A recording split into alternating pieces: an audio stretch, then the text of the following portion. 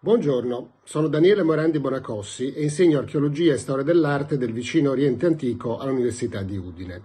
In questo video vi presenterò le scoperte più importanti del nostro progetto archeologico regionale Terra di Ninive. Le ricerche dell'Università di Udine in Iraq, nella regione autonoma del Kurdistan, sono iniziate nel 2012 nel governatorato di Dohuk, nel nord del paese. Il territorio oggetto di indagine, esteso su di un'area vastissima di 3.000 km², è attraversato dal grande corso del fiume Tigri e dai suoi numerosi affluenti. A nord, la regione studiata dal progetto archeologico regionale Terra di Ninive è delimitata da colline cui seguono i primi contrafforti della grande catena montuosa dello Zagros. Qui iniziano le vaste pianure ondulate dell'Alta Mesopotamia, punteggiate da migliaia di piccole colline artificiali, chiamate Tell in arabo e Gir in curdo, che nascondono le rovine di insediamenti antichi costruiti e ricostruiti in terra cruda, a volte per migliaia di anni di seguito. La ricognizione di superficie condotta in 10 anni di ricerche dell'Università di Udine nel governatorato di Dohuk ha avuto come primo obiettivo la ricostruzione della storia dell'insediamento e dell'utilizzo delle risorse della regione, prime fra tutte i suoli agricoli e l'acqua.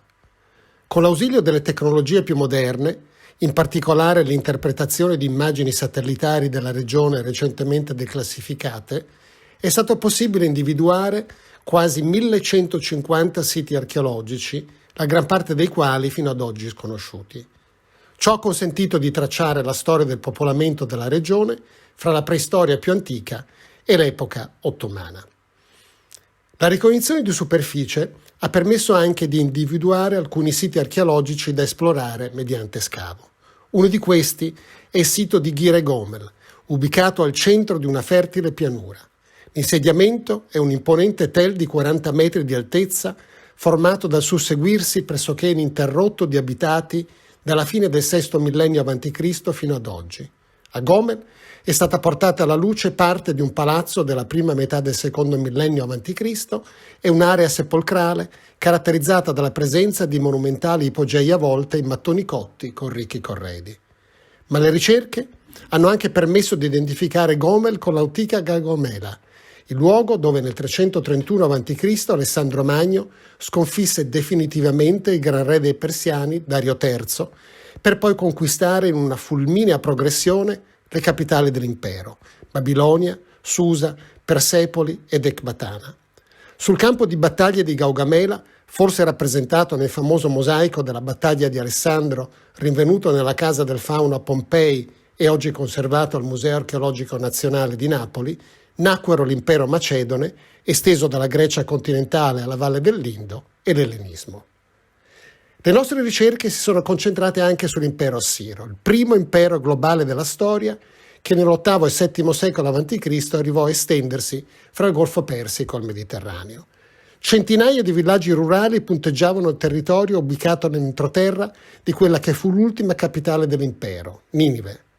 Un insediamento così intenso fu reso possibile anche dalla creazione da parte del sovrano assiro Sennacherib di un impressionante sistema di canali di irrigazione, esteso per oltre 340 km e costituito da canali e corsi d'acqua canalizzati che irrigavano la campagna a nord di Ninive e portavano l'acqua alla capitale e al palazzo reale. Nei punti in cui i canali venivano deviati dai fiumi, grazie alla costruzione di sbarramenti, Sennacherib fece scolpire nella roccia delle montagne monumentali rilievi, raffiguranti il re in preghiera di fronte al dio Assur e la sua paredra, Mullissu. Quasi 4 secoli prima dei Romani, lungo uno di questi canali, gli ingegneri assiri costruirono un gigantesco acquedotto di pietra nel sito di Geruan, nel punto in cui un corso d'acqua stagionale intersecava il canale costruito da Sennacherib, minacciando così di distruggerlo con le sue violenti piene. L'acquedotto di Geruan, scavato dall'Oriental Institute di Chicago negli anni 30 del Novecento, fu costruito su 5 arcate che trasportavano l'acqua del canale sopra il corso d'acqua stagionale che ne minacciava l'esistenza. Monumentali iscrizioni cuneiformi celebravano questa impresa edilizia del sovrano. Fino al 2012 si riteneva che l'acquedotto di Geruan costituisse un unicum, ma la ricognizione condotta dal nostro progetto ha permesso di scoprire altri 4 acquedotti di pietra lungo il corso del canale. Nel 2021, uno di questi, l'acquedotto di Shiv Asha, è stato portato alla luce nella sua parte sopravvissuta alle piene fluviali. Ovunque i canali di irrigazione fossero minacciati, i sovrani assiri fecero dunque costruire questi imponenti predecessori degli acquedotti romani. Ma la scoperta senza dubbio più clamorosa del nostro progetto è stata fatta nel sito di Faida, dove è stato individuato un altro canale assiro scavato nella roccia alla base di una collina. Il canale, che oggi si presenta come una strada di campagna colmata dai detriti erosi nei secoli lungo il fianco della collina, è lungo oltre 9 chilometri e lungo la sua sponda Sennacherib fece scolpire almeno 12 monumentali pannelli di quasi 5 metri di larghezza per poco meno di 2 metri di altezza, raffiguranti le immagini del sovrano in preghiera di fronte alle statue delle 7 divinità principali del Pantheon assiro, rappresentante stanti sui loro animali o esseri mitologici sacri.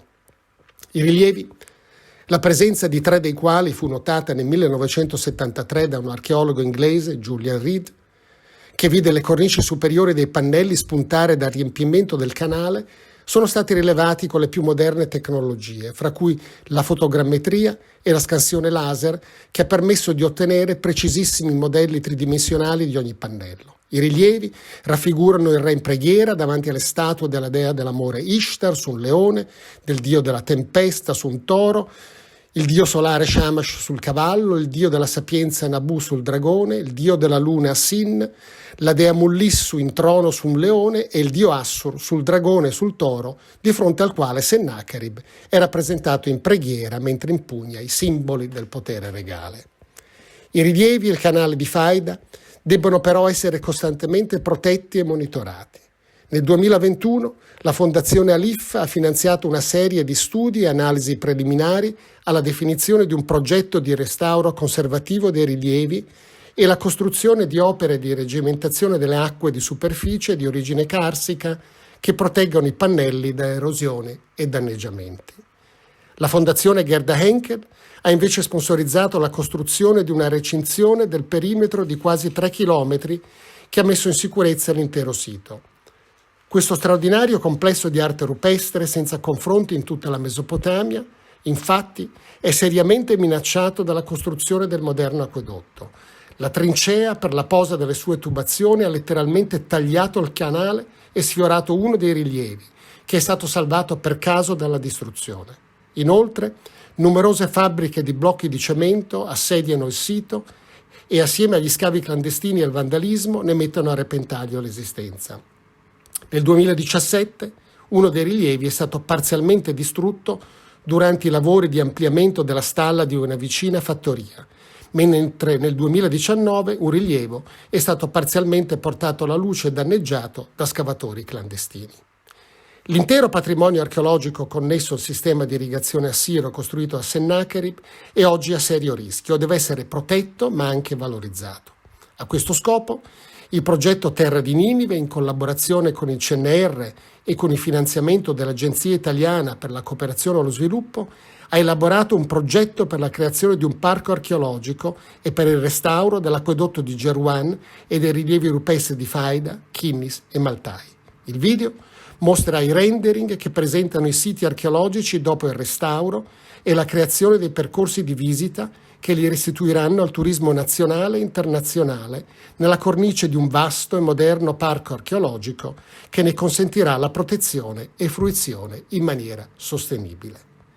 Per garantire la sostenibilità del parco archeologico nel tempo, tuttavia, è necessario condurre parallelamente un'intensa attività di informazione e sensibilizzazione delle comunità locali, che sono non solo i primi proprietari di questo straordinario e unico patrimonio archeologico, ma debbono diventare anche i suoi primi e più convinti protettori. A questo scopo, il progetto archeologico regionale Terra di Ninive, in collaborazione con la Direzione dell'Antichità di Dohuk, conduce un'intensa attività di archeologia pubblica e sensibilizzazione, soprattutto dei più giovani, bambini e ragazzi in età scolare e studenti universitari, che hanno la possibilità di visitare il sito di Faida e di comprenderne il significato e l'importanza non solo per la storia della regione e per la definizione della sua identità culturale, ma anche in una prospettiva economica affinché diventino loro i suoi più validi difensori e primi amici.